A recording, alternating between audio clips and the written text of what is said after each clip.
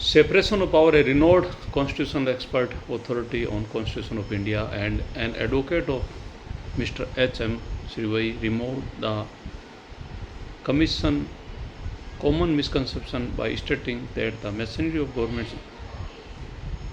government set up by our constitution follows the essential the British and not the American model. He says the doctrine of separation of power and the doctrine of legislature are the delegates of the people, which are the basic doctrine of the US Constitution, do not form part of Constitution of Great Britain or the Constitution do not form part of the Constitution of Great Britain or the Constitution of India. Our Constitution has rejected the presidential form of the government, that is the executive independent and not responsible to legislature had and adopted the British model of government by cabinet, that is the executive responsible to removed by legislature article 74 75 for union executive and article 163 164 state executive. The president the formal head of government and has to act on advice of the cabinet like the crown in Great Britain. Legislature the predominant position. Constitution conferred on the House of the People and on the legislative assembly in each state the predominant position. Privileges. Though it is not a supreme as that the UK Parliament, the Parliament in India also enjoys the superior state in terms of privileges of British House of Commons at the commencement of the Constitution. Article 105 and 194. Procedure in respect of finance, the provision of consolidation fund, the scrutiny of supervision of union and state government account by an independent control and audition of India are lines of the British system.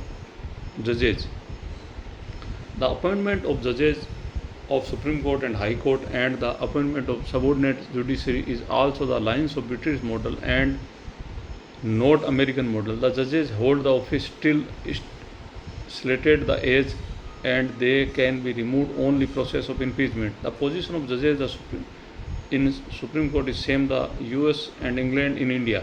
In England and India the judges are not elected like the many states of US. Legalism and rigidity. The following requisition of federalism brought in the legalism and rigidity of the federal structure of constitution. A written constitution, concept of ultra vires, empowering the court to declare the law as the ultra vires and makes the federalism to give rise to legalism. Powers of federal government lack of flexibility for they are limited in terms of conferred power which is enlarged only by the amendment of the constitution. Legalism, rigidity, inevitable consequences of federalism. Rigidity, the inherent defect, the federalism and the unavoidable price of federal union. Method of distribution of power given to detail was hoped to mitigate the rigidity of legalism and federal constitution, minimizing the rigidity. The Ambedkar listed out various ways adopted to minimize the rigidity and legalism of federal constitution. The distribution of power, distribution of legislative power between the union and the state, which give to union the executive power to legislature in respect of matters contained in list first and the concurrent power of legislature in the respect of matters contained in the list third of schedule 7th article 246. The power given to parliament to legislate to exclusively state subject, namely the respect of matter in the state list of national interest article 249, in respect of matter in the state list of proclamation of the emergency is in operation article 250. For two and more state of consent those state article 252. For two and more state consent those states article 252. Provision of proclamation of emergency and effect of such proclamation 353 and 353. Provision included in the constitution which are the operative unless provision is made to contrary by the parliament by law. All words is the same effect. Provision regarding the amendment of the constitution. Residue power. In the United States Constitution, the powers not delegated to the United States by the Constitution nor prohibited by it to the states are reserved to the states respectively or to the people. The 10th Amendment to the Constitution, the power are thus mutually exclusive, and it was left to judicial interpretation to imply a limited field of the concurrent legislative action. In Australia, the residuary power are reserved with states, but the enumerated power of the Commonwealth are not exclusive, so that there is a large field of concurrent legislative action. Canadian Constitution gives the residuary power to the Dominion. It contains the double enumeration of exclusive legislative power. The Government of India 1935 gives executive list of power, list first federal, list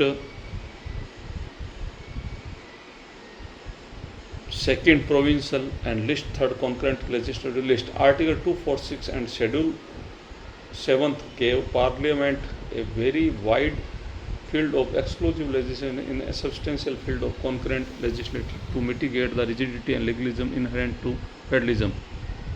Conflict between federal law and state law. In the United States, Canada and Australia, it well settled that is in any